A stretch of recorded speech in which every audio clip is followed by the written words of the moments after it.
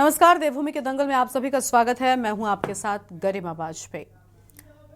देवभूमि के दंगल में आज बात करेंगे 2 दिन शेष केदारनाथ विशेष।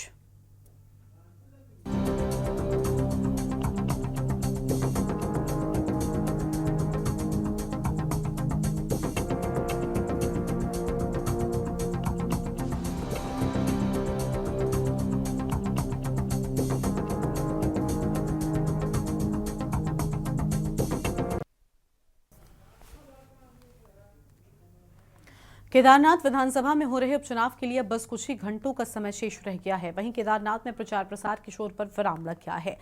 केदारनाथ में कुल 6 प्रत्याशी चुनावी मैदान में हैं। इन तमाम प्रत्याशियों और राजनीतिक दलों ने अपनी पूरी ताकत जनता को अपने पाले में लाने के लिए लगाई है। हालांकि भाजपा कांग्रेस के बीच ही कड़ा मुकाबला देखने को मिल रहा है। भाजपा प्रत्याशी आशा नौटियाल और कांग्रेस प्रत्याशी मनोज रावत दोनों ही प्रत्याशी केदारनाथ के विधायक रह चुके हैं। ऐसे में चुनावी लड़ाई काफी कांटे की टक्कर की होने जा रही है। वहीं दोनों ही दल अपनी अपनी जीत के दावे भी कर रहे हैं और इसी बीच भाजपा ने कांग्रेस पर केदारनाथ की आस्था को ठेस पहुंचाने का आरोप लगाया है। भाजपा का आरोप है कि कांग्रेस केदारनाथ में हिंदुत्व का विरोध कर रही है, यात्रा को बाधित करने की साजिश कर रही है। ऐसे में जनता उपचुनाव में कांग्रेस को सबक सिखाने जा रही है। बता दें कि कांग्रेस दल में केदारनाथ मंदिर के शिलान्यास, मंदिर से सोना चोरी होने के साथ ही यात्रा की बदहाली का मुद्दा प्रमुखता से उठा रही है और जिसको भाजपा हिंदुत्व के विरोध में बता रही है। भाजपा का तर्क है कि कांग्रेस जनहित से जुड़े मुद्दों को न उठाकर धार्मिक मुद्दों पर ज्यादा जोर दे रही है। इसी बीच चोपता में भाजपा के प्रदेश कार्यकारिणी की गाड़ी में पकड़ी गई शराब ने सियासी पारी को बढ़ा दिया है। भाजपा का आरोप है कि कांग्रेस कार्यकर्ताओं ने भाजपा की गाड़ी में शराब रखकर हंगामा किया, जिसकी शिकायत भी भाजपा ने की है। वहीं कांग्रेस ने भाजपा के इन आरोपों का खंडन किया है। आज इन्हीं सब मुद्दों पर करेंगे विस्तार से चर्चा, लेकिन उससे पहले ये रिपोर्ट देखिए।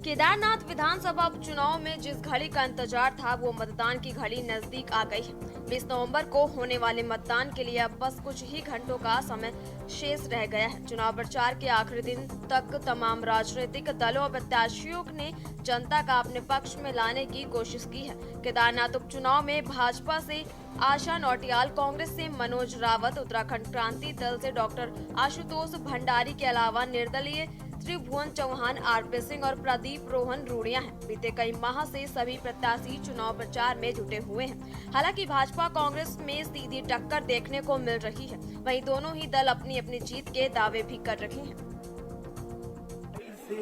और जो बच्चों की बेरोजगारी है उससे त्रस्त है और भारतीय जनता पार्टी को दंडित करना चाहिए। और जिस तरीके से यात्रा को गड़बड़ाया है इस सरकार ने, भटकाया है, उसके लिए सरकार को दंडित करना चाहिए। पुरुष भी चाहते हैं, महिला, और एक ढकोसला किया इन्होंने। इसलिए सबसे पहले इन चीजों का असर बेरोजगारी, महंगाई आदि का और जो महिलाओं पर अत्याचार बढ़े हैं उनका असर महिलाओं के मानसिकता पर पड़ता है। इसलिए महिलाएं उठ करके खड़ी हुई है। इस बार वो भाजपा को दंडित करके उनको चेतावनी देना चाहते हैं कि खबरदार, तुम गलत चल रहे हो, सुधरो, नहीं तो जो आज केदारनाथ में तुमको पलटा है तुमको सारे देश में पलटा। रावत के टाइम पे हाँ, भाजपा तो बिल्कुल झूठ बोल रही है। मुख्यमंत्री झूठ बोल रहे हैं। 2022 में उन्होंने झूठ बोला, आज फिर झूठ बोल रहे हैं। और मैंने भी चुनौती दे करके कहा कि झूठ कहना किसी मुख्यमंत्री को या प्रधानमंत्री को कानूनन जुर्म है, तुम मेरे ऊपर मुकदमा करो। मैंने कहा मुकदमा करो।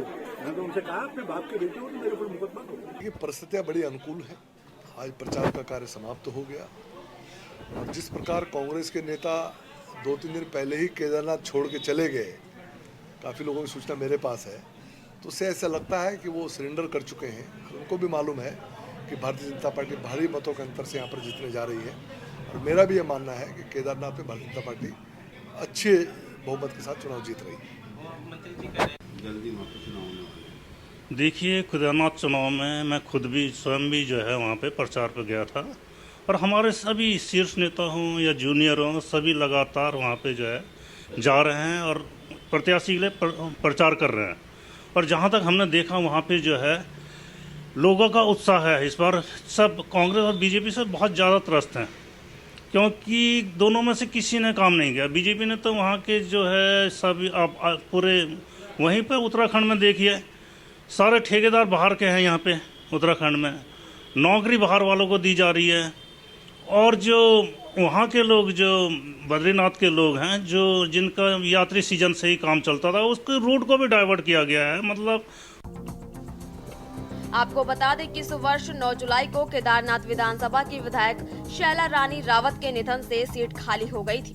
वहीं केदारनाथ विधानसभा उपचुनाव में कुल 90,875 मतदाता अपने मताधिकार का प्रयोग करेंगे। मतदान के लिए 173 पोलिंग बूथ बनाए गए हैं। 20 नवंबर को मतदान, जबकि 23 नवंबर को मतगणना होगी। इस बीच चोपता में भाजपा प्रदेश कार्यकारिणी की गाड़ी में पकड़ी गई शराब ने सियासी पारे को बढ़ा दिया है। भाजपा का आरोप है कि कांग्रेस कार्यकर्ताओं ने भाजपा की गाड़ी में शराब रखकर हंगामा किया, जिसकी शिकायत भी भाजपा ने की है। वहीं कांग्रेस ने भाजपा के इन आरोपों का खंडन किया है। मैं तो भाजपा से ये कहना चाहूंगी कि आप किस मुंह को लेकर आप यहाँ हमारे केदारनाथ विधानसभा में आप वोट मांगने आ रहे हैं। यहाँ के बड़े बड़े नेता जो है वो किस उससे हमारे केदारनाथ विधानसभा में वोट मांग रहे हैं। जो हमारे ग्राम में छोटा सा रामलेट है, यहाँ पर पहले तो स्वास्थ्य की कोई व्यवस्था नहीं है। आप रोड देख सकते हैं, रोडों का क्या हाल हो रखा है। हमको तो पता नहीं चला कि गड्ढे में सड़क है या सड़क में गड्ढे हैं, इनका कुछ नहीं है। और सबसे पहले हमारा वो है क्या, पानी की यहाँ पे बहुत बड़ी समस्या है। हमारे यहाँ पे हॉस्पिटल नहीं बना है। अगर किसी को चोट लग जाए, अगर किसी को बहुत ज्यादा चोट लग जाए तो उसको सीधे उखीमठ में एक हॉस्पिटल है, वहाँ पे भी ज्यादा वो नहीं है। कांग्रेस के साथ हैं, हम परिवर्तन चाहते हैं। और कांग्रेस के साथ इसलिए हैं कि बीजेपी में कई देख लिए होंगे, सभी जानते हैं यहाँ के स्थानीय लोग, जैसे कि केदारनाथ जो यहाँ की यात्रा है उसको सरकार द्वारा यहाँ पे डाइवर्ट किया गया, कैंची धाम ले जाया गया, जिससे कि यहाँ के स्थानीय लोग बेरोजगार हैं। किसी की घर की जो पूंजी थी वो छीनी गई है। दूसरा, यहाँ हमारे मकू चोपता में वहाँ भी लोगों के स्थानीय जो बेरोजगार था उनसे वो छीना गया है रोजगार। वो भी सरकार ने उस समय नहीं देखा। जो धामी सरकार है, किसी ने भी उनको जो मुनाफा है उनको नहीं दिया गया। दूसरा, एक जो अंकिता भंडारी केस है उनको भी कोई न्याय नहीं दिला। वो धामी सरकार ने सिर्फ उस दिन घोषणा की थी और वहाँ पे कोई भी नर्सरी कॉलेज अभी तक नहीं बनाया गया है और नहीं एक माँ को उनकी बेटी के तरफ से कोई न्याय दिया है। वो गाड़ी जो वहाँ पर एक खड़ी गाड़ी में जिस तरह से उन्होंने षड्यंत्र किया है, भारतीय जनता पार्टी के कार्यकर्ता की खड़ी गाड़ी में शराब रख करके उसको षड्यंत्र करके सोशल मीडिया में प्रचारित कराने का प्रयास किया। हमने तत्काल वहाँ पर को जो है उसकी शिकायत की है और उसकी जांच हो रही है। केदारनाथ चुनाव हम लोग जीत रहे, चूंकि पहले बाई इलेक्शन बद्रीनाथ और मंगलौर का हमने जीता, वही माहौल वहाँ पर बना है। बीजेपी ने कुछ किया नहीं है। विकास का हमारा प्रत्याशी बहुत सिंसियर, ईमानदार, उसके अच्छे काम वहाँ पर किए हैं और पूरी पार्टी एकजुट होकर चुनाव जिताने के लिए प्रयास कर रही है। और जो लोक जनता का मत है वो कांग्रेस के पक्ष में, फिर कांग्रेस को जिताना चाह रही। बीजेपी ने इस प्रदेश को बेच दिया। धामी जी की जो नकारात्मक सोच है, सारे उद्योग सारे वो बेच दिए, सर्वे बेच दिया, ऑर्डिनेंस फैक्ट्री बिकवा दी, वो बिकवा दी। मोदी और ये मिल गए तो उनके एजेंट के रूप में काम कर रहे। उत्तराखंड में एक भी काम रोजगार का नहीं हुआ, महंगाई रोकने का नहीं हुआ, पलायन रोकने का नहीं हुआ, कोई अस्पताल नहीं आपने बनाया, कोई शेडकुल तिवारी के टाइम के वो सब ठप कर दिए। क्यों वोट देंगे लोग? लोगों को तो रोजगार चाहिए, महंगाई कंट्रोल चाहिए। कुल मिलाकर केदारनाथ उपचुनाव के लिए जिस घड़ी का इंतजार था, उस इंतजार की उल्टी गिनती शुरू हो गई है।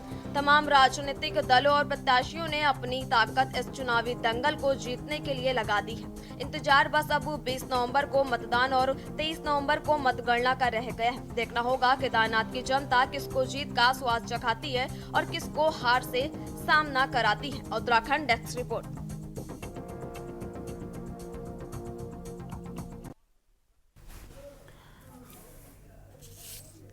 देवभूमि के दंगल में आज इसी मुद्दे पर करेंगे विस्तार से बातचीत। खास मेहमानों का पैनल हमारे साथ में जुड़ चुका है। कुंवर जपेंद्र सिंह जी हमारे साथ में हैं, बीजेपी के प्रवक्ता हैं। गिरिराज किशोर हिंदवान जी हमारे साथ में हैं, प्रदेश प्रवक्ता हैं कांग्रेस पार्टी की ओर से। और हमारे साथ में दीपक रावत जी हैं, केंद्रीय प्रवक्ता हैं उत्तराखंड क्रांति दल की ओर से। अरुण शर्मा जी हमारे साथ में हैं, वरिष्ठ पत्रकार हैं। अपनी चर्चा की हम शुरुआत करेंगे। सभी मेहमानों का सबसे पहले बहुत बहुत स्वागत। जपेंद्र जी, महज 2 दिन शेष हैं, केदारनाथ से कितनी उम्मीदें हैं? कहीं ऐसा तो नहीं इसके पहले जो 2 उपचुनाव हुए मंगलौर या बद्रीनाथ, उसका डर अभी भी नजर आ रहा है बीजेपी में?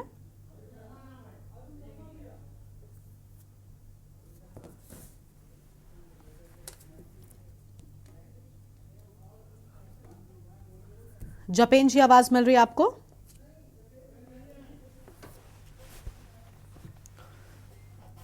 तो जपेन जी तक आवाज नहीं पहुंच पा रही और मेहमान हैं उनका रुख कर लेंगे। गिरिराज किशोर हिंदवान जी हैं। कितनी मजबूत कांग्रेस खुद को देख पा रही है गिरिराज जी? यशवी जी, गरिमा, मैं आपके साथ में गरिमा हूँ गिरिराज जी। यशवी जी, गरिमा जी, आज आखिरी चरण में लगभग केदारनाथ उपचुनाव जो आहूत हो रहा है, आखिरी चरण की तरफ है। और गरिमा जी, निश्चित रूप से कांग्रेस पार्टी विजय सूरी की तरफ है।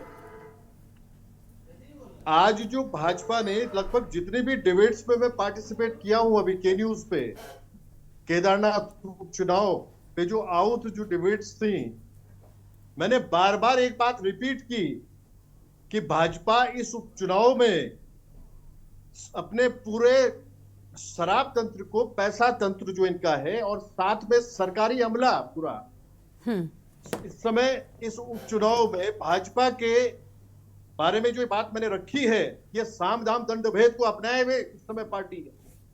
वाकई जो स्थितियां हैं इस समय, वो वोटर जो उस विधानसभा क्षेत्र में वास कर रहा है, जो जनमानस है गरिमा जी, वो वोट के रूप में अपने प्रतिशोध को देगा निश्चित रूप से। 20 तारीख को जो मतदान होने जा रहा है, वहां का जनमानस भाजपा जो रूल इस समय कर रही है उत्तराखंड में, इनसे शुद्ध है। और वाकई इन्होंने जो वहां जो बार बार जो बात रखी जाती है, वहां के जनमानस पे, चाहे छोटे से छोटा व्यवसायी है, चाहे पंडा पुरोहित है, जिनको इंफ्रा के नाम पे वाकई उनके घर जमींदोज भाजपा ने किए, और उनको गरिमा जी रिहेबिलिटेशन की तरफ, पुनर्वास की तरफ नहीं ले गई है पार्टी। आज वहां जो वाकई फ्लड जब आया था अभी 2 माह पूर्व, उस फ्लड में गरीब ग्रामीणों के घर जो है वो जमींदोज हो गए, उजड़ गए। दूसरी तरफ मुखिया जो प्रदेश के थे, वो स्टार प्रचारक के रूप में जो अन्य प्रदेशों में जो प्रचार चल रहा था पार्टी का, उसमें एज ए स्टार प्रचारक भाषणबाजी कर रहे हैं। आप स्वयं देखिए जो दंश वहां के जनमानस ने झेला है गरिमा जी, कैसे भूल सकती है जनता इस बात। और आज जो स्थितियां हैं, इनकी गाड़ियां जो है अपनी प्रचार, इनके पूरे झंडे डंडे लगे हुए गाड़ी, उसमें शराब जो है बट रही है। जो लगातार मैं बोल रहा हूं आपसे कि डिबेट में, जितनी डिबेट्स के न्यूज पे भी, सब पे मैंने बोला कि इनका शराब तंत्र काम कर रहा है पूरी तरह से। आज सारी चीजें विजिबल है, उसके विजुअल्स हैं सारे जो है कि शराब बंटते हुए नजर आ रही है, और खुलेआम में शराब बांट रहे हैं। सरकारी तंत्र इनका, सरकारी अमला भी इसका शराब बांट रहा है इनका, सोचिएगा। ऐसी स्थितियां इन्होंने उस विधानसभा क्षेत्र में बना रखी है। और सोना चोरी के बारे में गरिमा जी, वाकई जो एक बात करण महाराज जी के नेतृत्व में रखी गई कि निश्चित रूप से शंकराचार्य जो देवतुल्य है, ईश्वरीय अंश जिनको मैं मानता हूं, अगर उन्होंने 228 किलो सोने की बात, अगर चोरी की बात उठाई थी, ये जांच की तरफ पार्टी नहीं गई भाजपा की। और निश्चित रूप से एक बात इसमें माननी पड़ेगी कि वाकई इसके मूल में जो 228 किलो सोना जब खच्चरों से ले जाया गया, उसमें प्रिंट मीडिया गरिमा जी और इलेक्ट्रॉनिक मीडिया की प्रेजेंस उसमें थी। जिस दिन खच्चरों से वो पूरा सोना ले जाया गया केदारनाथ टेंपल तक, उसमें निश्चित रूप से उस दिन 228 किलो का जिक्र हुआ, प्रिंट मीडिया ने किया, भाजपा कुछ नहीं बोली। आज 23 किलो सोना हो गया। आज ये कहते हैं साहब पीतल पे कोटिंग थी, पीतल पे ऊपर से सोने की परत चढ़ाई गई थी। कितना झूठी है पार्टी बोले। आज निश्चित रूप से वहां का जो जनमानस है समझ चुका है कि झूठ प्लस छल इक्वल टू भाजपा होता है। झूठों की जमात है गरिमा जी है। और निश्चित रूप से ये करण महाराज जी के नेतृत्व में जो कांग्रेस पार्टी इसमें चुनाव लड़ रही है, टॉप लीडरशिप साथ में लिए हुए, जमानत जब्त होने वाली है भाजपा की गरिमा जी, देखिएगा। ये निश्चित है, इनके कर्मों का फल जो है इनको मिलने वाला। ठीक है, दीपक रावत जी का रुख कर लेते हैं, प्रवक्ता हैं उत्तराखंड क्रांति दल की ओर से। उत्तराखंड क्रांति दल को क्या कुछ नजर आ रहा है? फिलहाल केदारनाथ में कई सारे इस बार मुद्दे थे। एक तरफ यात्रियों की कम होने वाली संख्या और यात्रा में अव्यवस्थाएं, लेकिन दूसरी ओर केदारनाथ का जो प्रतिबिंब दिल्ली में बनाने की बात थी, उसकी भी बात सामने आई है। और जो स्थानीय लोगों के साथ समस्याएं थी वो अलग थी। लेकिन किसकी जीत के लिए आश्वस्त यूकेडी नजर आ रही है फिलहाल?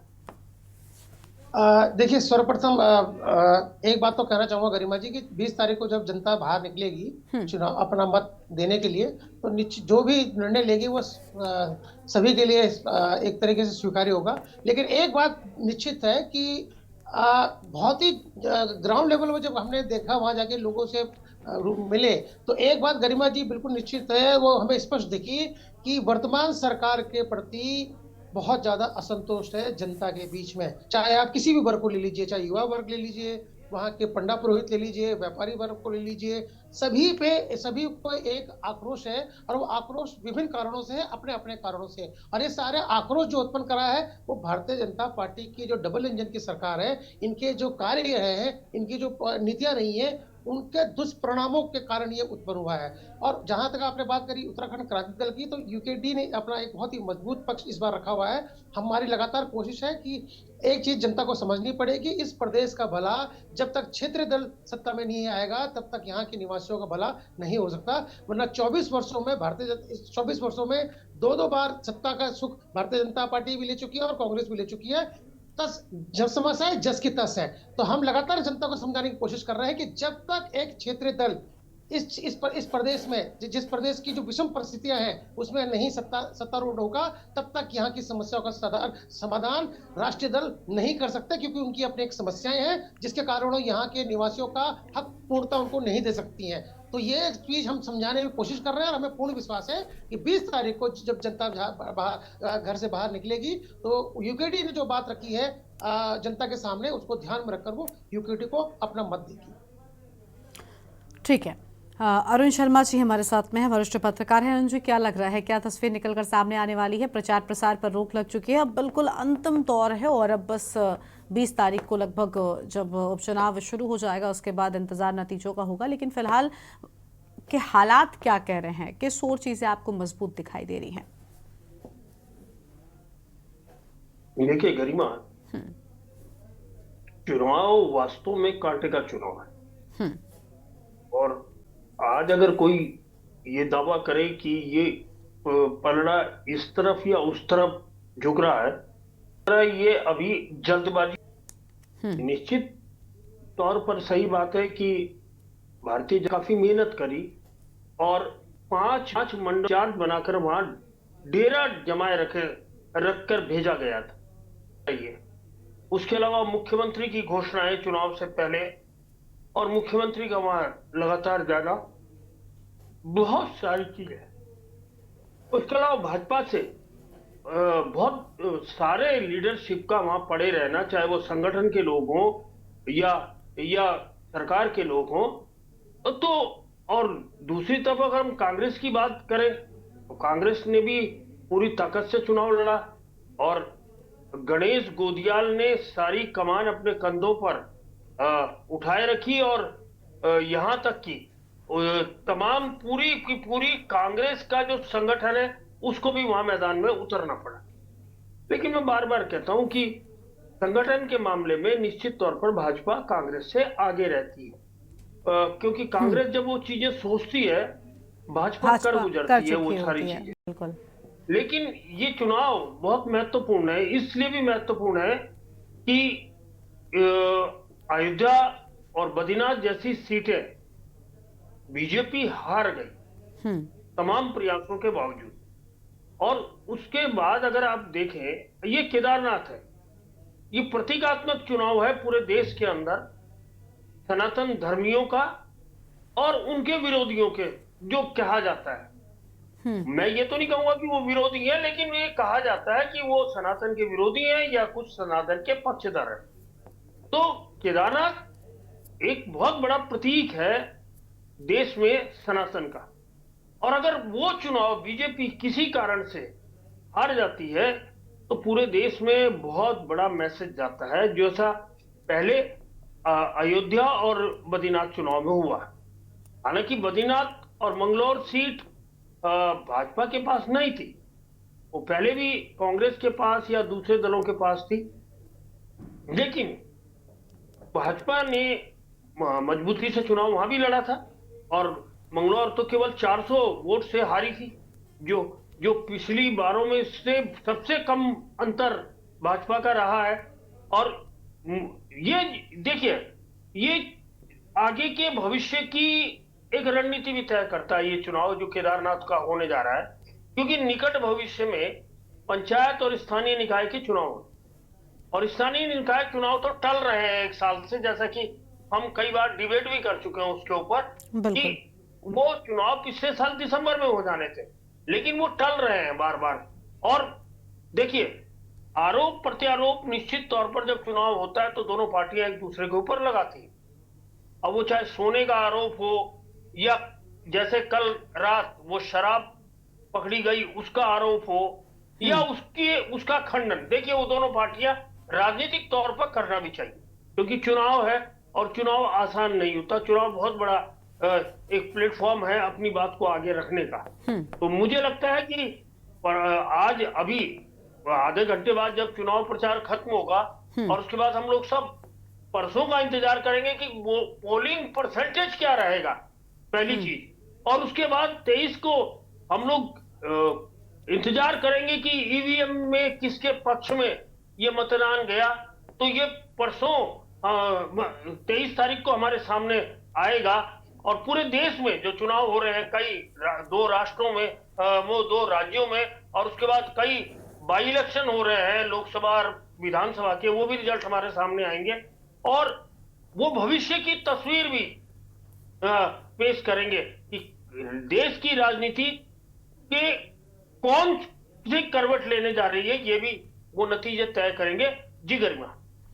बिल्कुल, कहीं ना कहीं देखिए एक बड़ा मैसेज जाता है और वो मैसेज बहुत ज़रूरी होता है कि आखिर क्या संदेश दे पाई है। क्या केदारनाथ में भी वही स्थिति हो जाएगी? और अगर बीजेपी की हार होती है तो कहीं ना कहीं बीजेपी के लिए स्थिति बहुत विकट हो जाएगी। बद्रीनाथ मंगलौर के बाद केदारनाथ में अगर झटका लगता है तो खैर अभी फिलहाल 20 तक का इंतजार करना होगा। तस्वीरें उसके बाद में साफ हो जाएंगी। 2 दिन शेष है और केदारनाथ सभी के लिए बहुत विशेष है। इस पर विस्तार से और चर्चा करेंगे। एक छोटे से ब्रेक के लिए यहाँ पर रुकते हैं।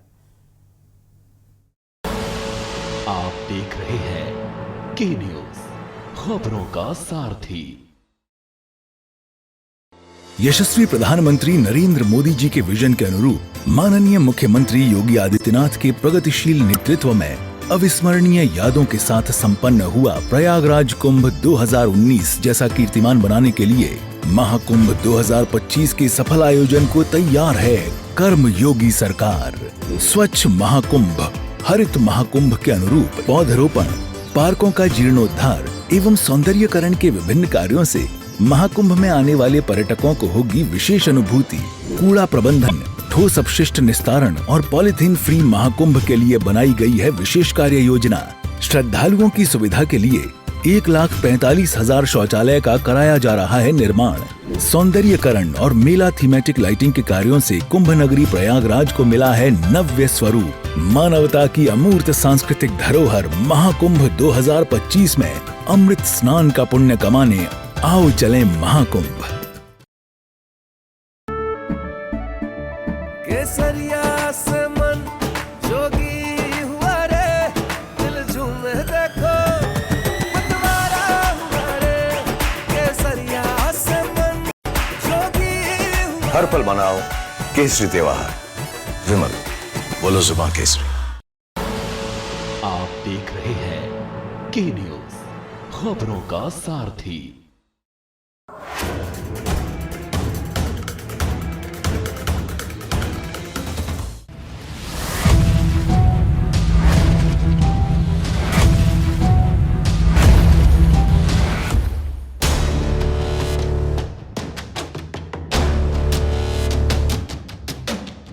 देश के हर गांव, हर शहर उठेगी खबरों की लहर। रोज होगी आपकी बात, जब मैं करूंगी देश की बात। खबर राजनीति की हो या जुड़ी हो नौकरशाही से, कानाफूसी का मसला हो या फाइलों की राजदारी से, हम लेकर आ रहे हैं आपके लिए के न्यूज पर एक नया कार्यक्रम रात दरबारी। देखिए 23 नवंबर से प्रत्येक शनिवार और रविवार रात 8 बजे। आप देख रहे हैं के न्यूज, खबरों का सारथी।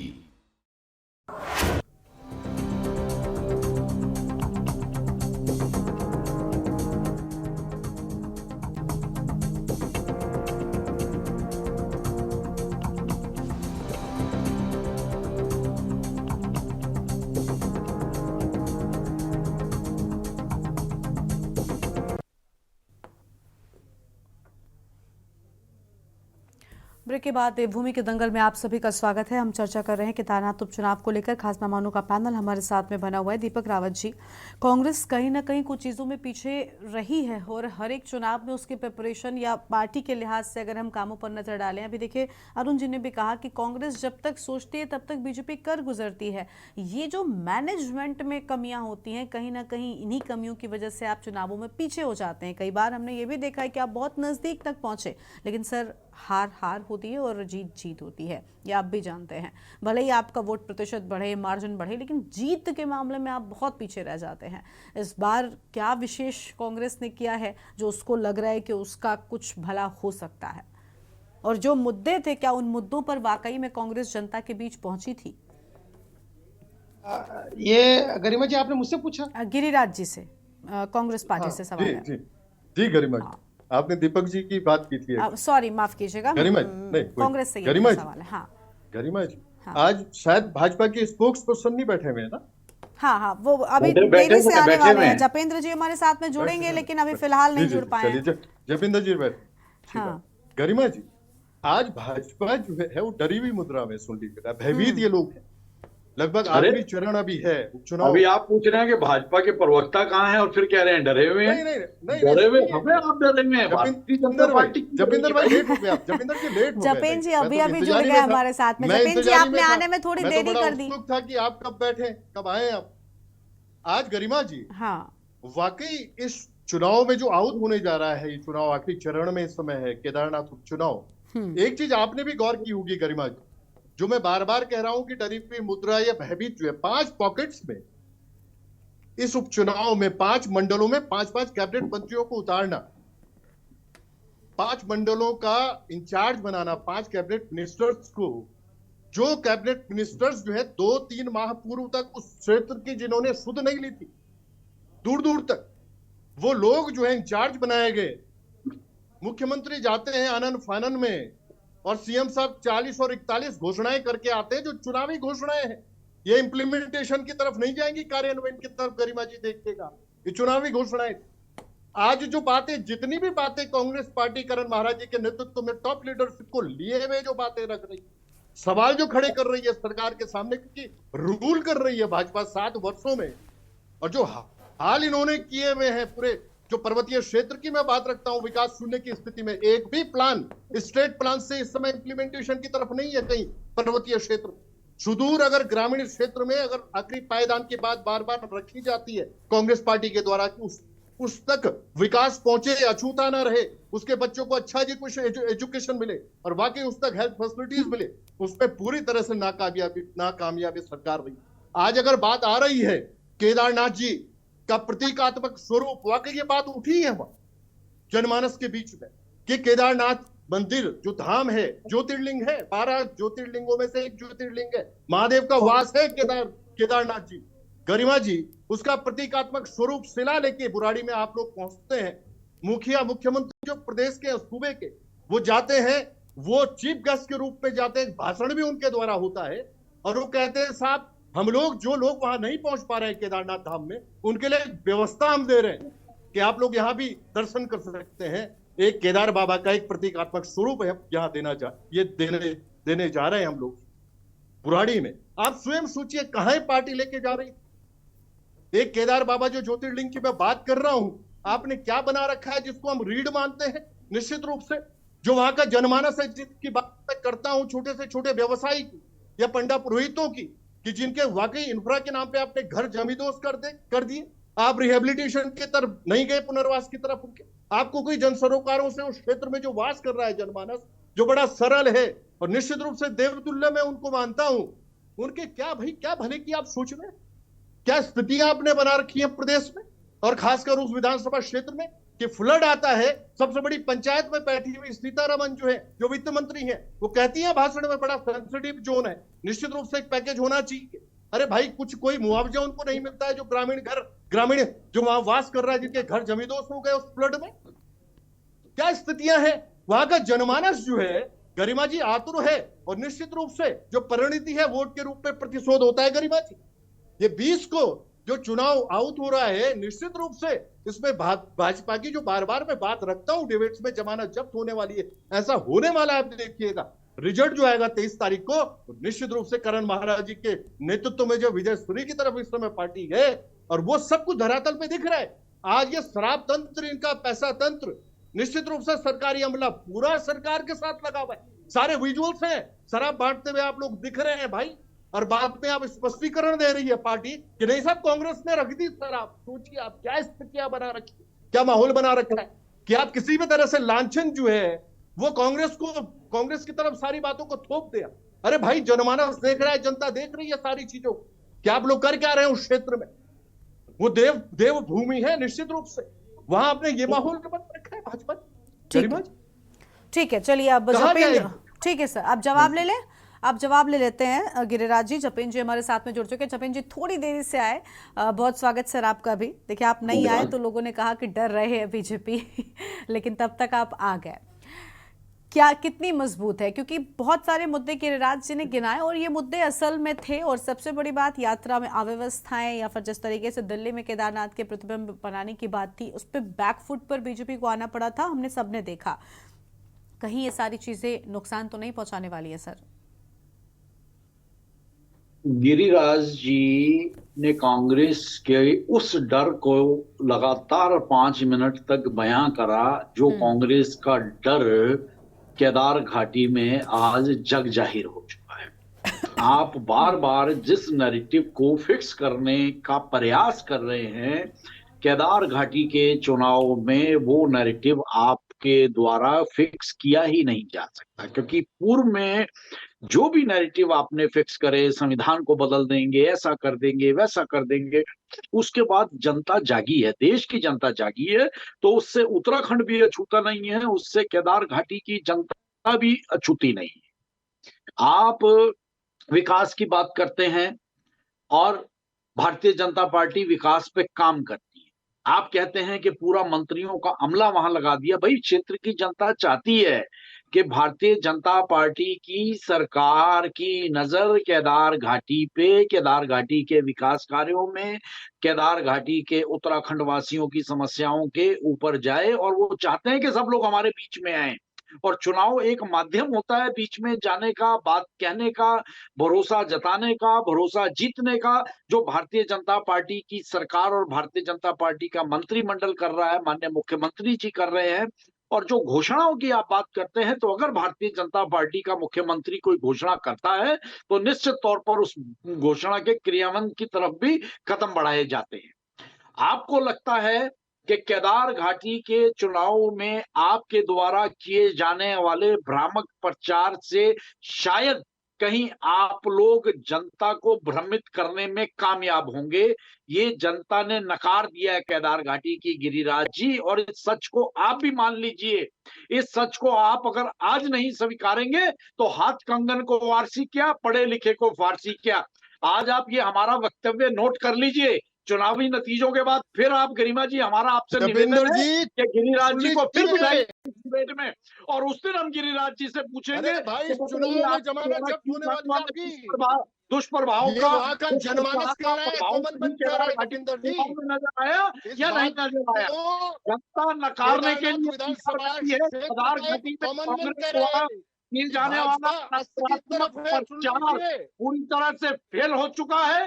कांग्रेस को वहां अपनी हार नजर आ रही है, और इसी हार से बौखलाकर अनगर्ल बयानबाजियों का जो दौर कांग्रेस ने शुरू किया है, वो कांग्रेस के सामने नतीजे हमें दीजिए। आप फिर बैठेंगे और उसके बाद चर्चा करेंगे कि कांग्रेस सच्ची है या भारतीय जनता पार्टी की आस्था सच्ची है, वोटरों की आस्था सच्ची है, आम उत्तराखंड वासी की आस्था सच्ची है, केदार घाटी के वोटरों की आस्था सच्ची है। तो निश्चित तौर पर भारतीय जनता पार्टी की सरकार के लिए पर्वतीय जनपदों का विकास अहम मुद्दा है, और उसी के दृष्टिगत सरकार आगे बढ़ रही है। और धीरे धीरे आप देखिएगा कि 25वीं वर्षगांठ आते आते निश्चित तौर पर हम विकास के पायदान पर उत्तराखंड को एक अग्रणी राज्यों में शुमार करके खड़े होंगे, और ना चाहते हुए कांग्रेस को भी बधाई देनी पड़ेगी, कांग्रेस को भी बधाई देनी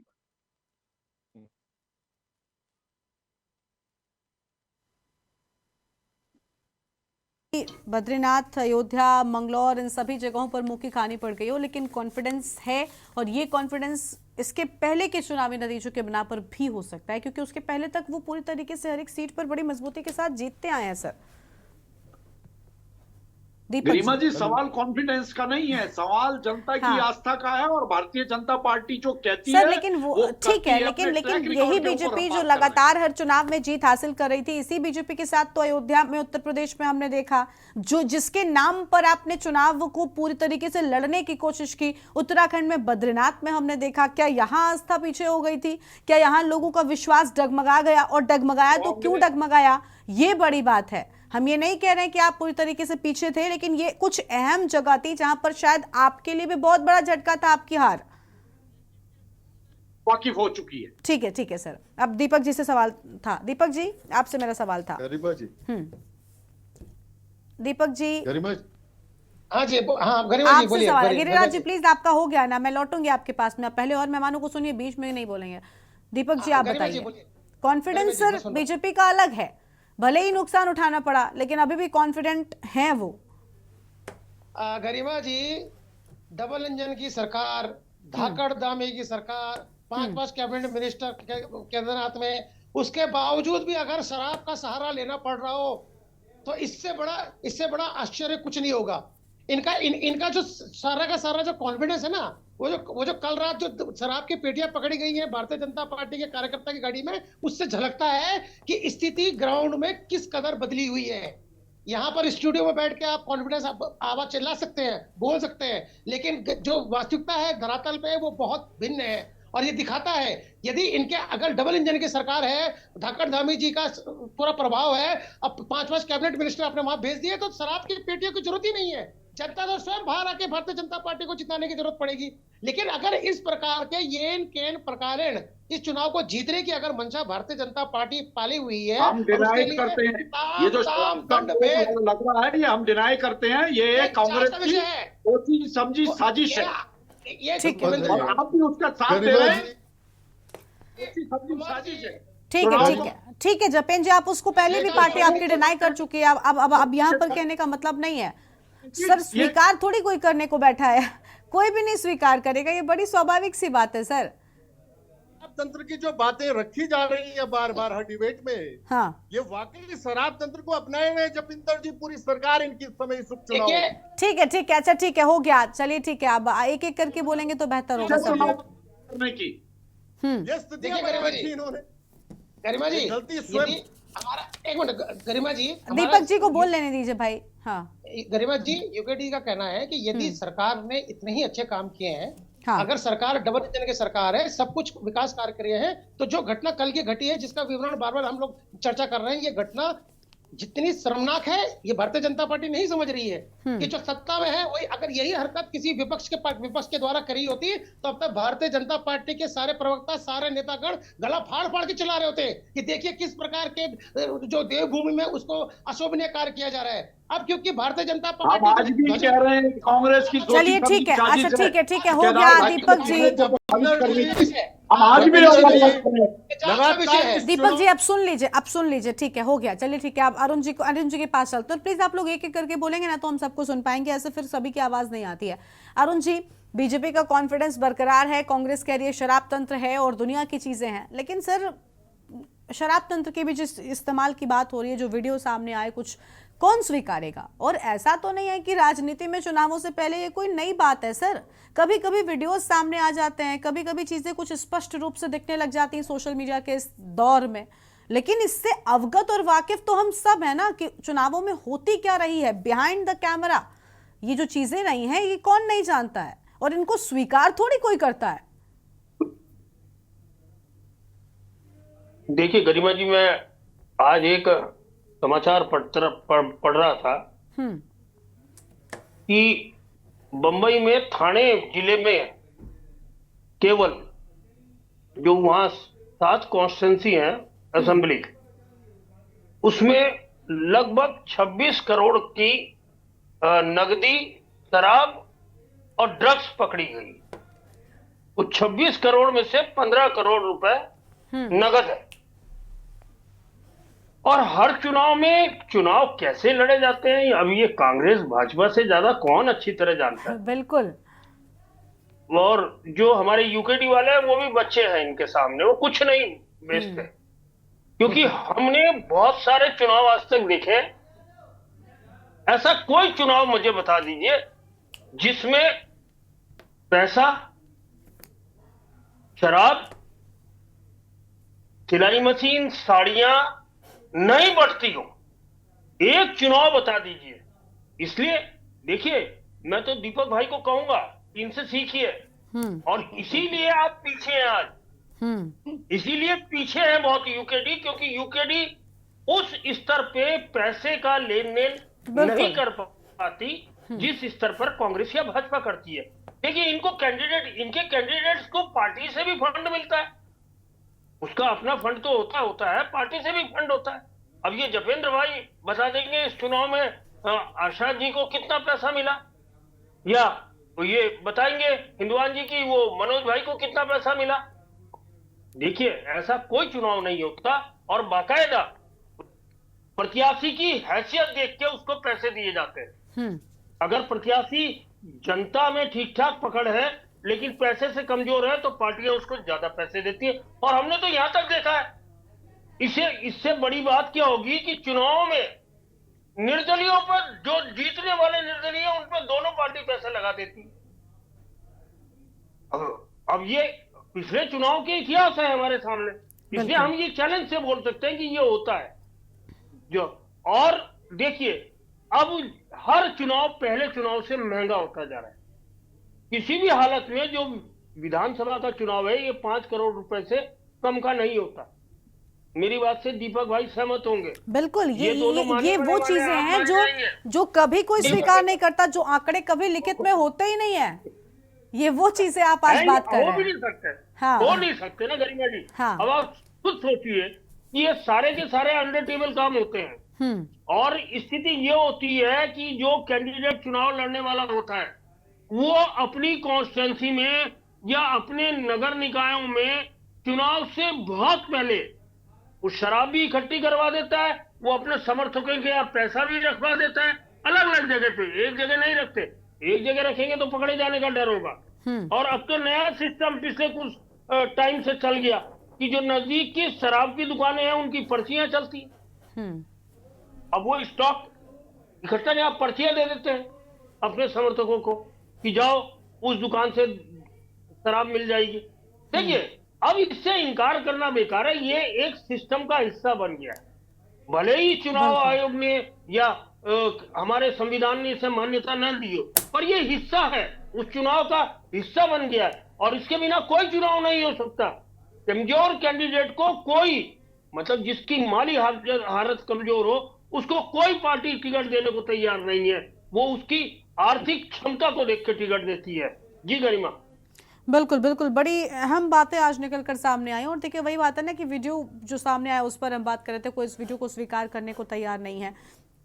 पार्टियों पर भी किस तरीके से फंडिंग होती है, पार्टियां किस तरीके से प्रत्याशियों के समर्थन में रहती है, सब एक बहुत अलग चीज़ है और इन चीज़ों को स्वीकारता नहीं है। लेकिन सबसे अहम हो जाती है जनता जो आपको चुनती है। आप कुछ भी कर लीजिए, क्योंकि हमने देखा है ये जो सारी बातें आज बताई अरुण जी ने, ऐसा नहीं है किसी एक दल की ओर से होती है। चुनाव में सभी दलों की ओर से ये इस्तेमाल किया जाता है, सारा एजेंडा उनका चलता है। लेकिन जनता जब समझदारी से काम लेती तो वो जानती है कि उसे किसको चुनना है।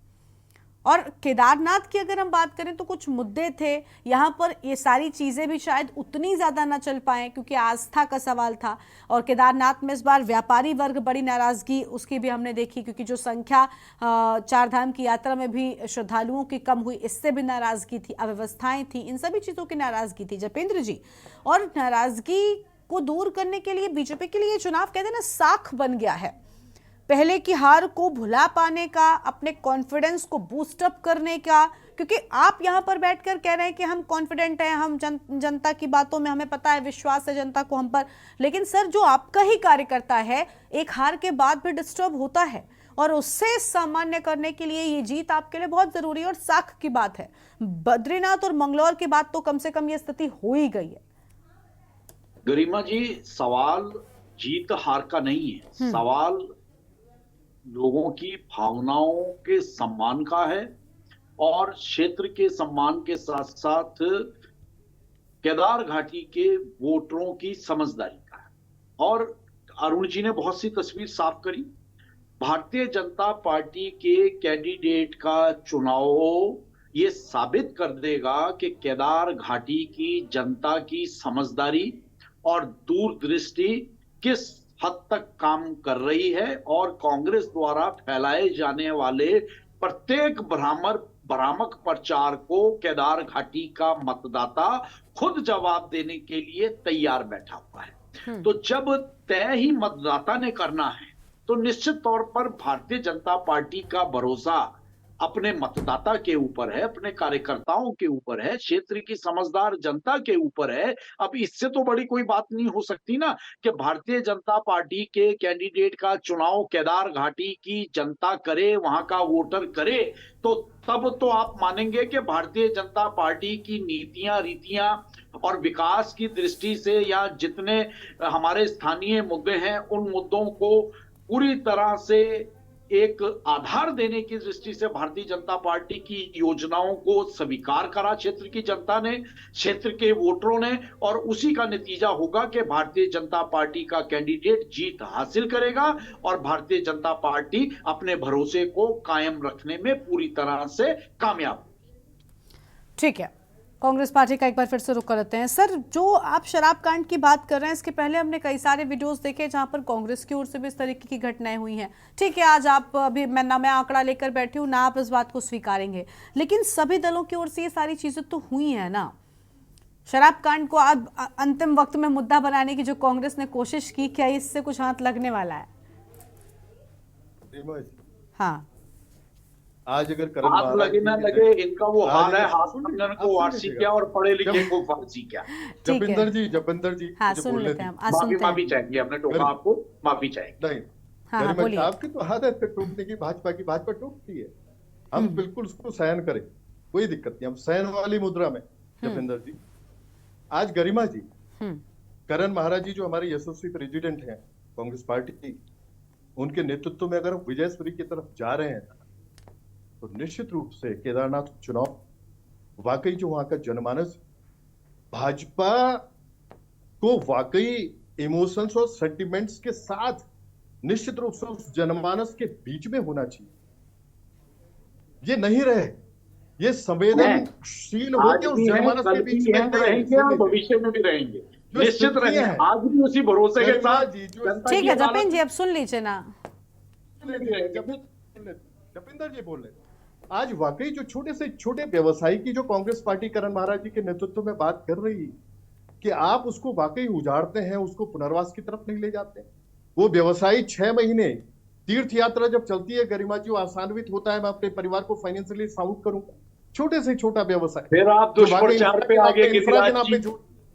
अब जपेन जी ऐसे करेंगे तो थोड़ी सुन पाएंगे। जपेन जी थोड़ा सा प्लीज कोऑपरेट कीजिए, जल्दी से उनको बोलने दीजिए सर, वक्त कम है। जपेंद्र जी सुन लीजिए, जपेन जी प्लीज। वाकई आज मुखिया आके अपना क्लेरिफिकेशन दे रहे हैं, स्पष्टीकरण दे रहे हैं कि नहीं साहब मैंने तो कुछ बोला ही नहीं। वो प्रतीकात्मक स्वरूप की तो बात कहीं दूर दूर तक, मैं जब बुराड़ी पहुंचा तब मुझे पता लगा कि प्रतीकात्मक स्वरूप। ठीक है, देखिए उम्मीद यही है ना कि आप लोग यहाँ पर जो बातें कर रहे हैं, अब जनता ने सुनिश्चित कर लिया है। आज आपके पास अंतिम वक्त था, महज कुछ मिनटों के बाद अभी प्रचार प्रसार पर रोक लग रही है। उम्मीद है कि केदारनाथ की जनता सही फैसला लेगी और सही उम्मीदवार को विजेता बनाएगी। अपनी चर्चा को हमें यहीं पर रोकना पड़ रहा है। बहुत शुक्रिया आप सभी मेहमानों का हमारे साथ चर्चा में आने के लिए, अपनी बात रखने के लिए। तो 2 दिन शेष और केदारनाथ विशेष, इस पर हम कर रहे थे चर्चा, लेकिन इस बीच एक बड़ी खबर का सबसे पहले रुख कर लेंगे। लखनऊ से बड़ी खबर सामने आ रही है, बड़ी जानकारी लखनऊ से आपको हम बताएंगे। UP deputy CM Brajesh Pathak ने बड़ी बैठक बुलाई है। लखनऊ से बड़ी खबर आपको हम बता दें, झांसी अग्निकांड के बाद बड़ी बैठक बुलाए जाने की बात सामने आई है। हम खबर आपको बता रहे हैं, झांसी अग्निकांड के बाद बड़ी बैठक बुलाई गई है। चिकित्सा शिक्षा विभाग के अधिकारियों के साथ बैठक की बात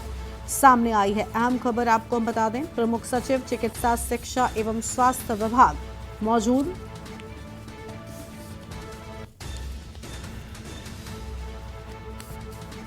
बड़ी खबर आपको हम बता रहे हैं, महानिदेशक परिवार कल्याण भी बैठक में शामिल। अहम खबर आपको हम बता दें, अस्पतालों मेडिकल कॉलेज की सुरक्षा को लेकर हो रही चर्चा।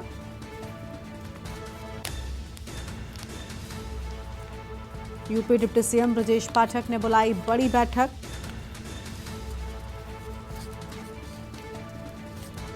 लखनऊ से बड़ी जानकारी। झांसी अग्निकांड के बाद बड़ी बैठक शुरू हो चुकी है।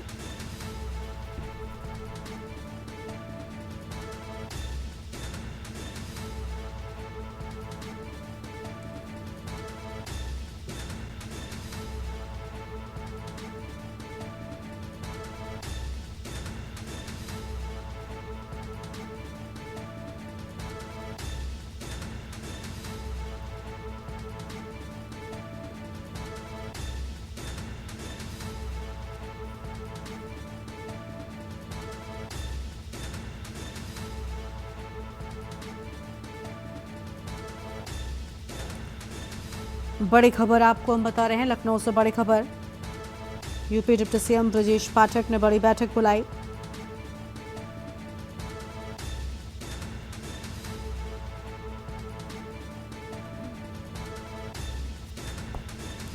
प्रमुख सचिव चिकित्सा शिक्षा और स्वास्थ्य विभाग बैठक में मौजूद।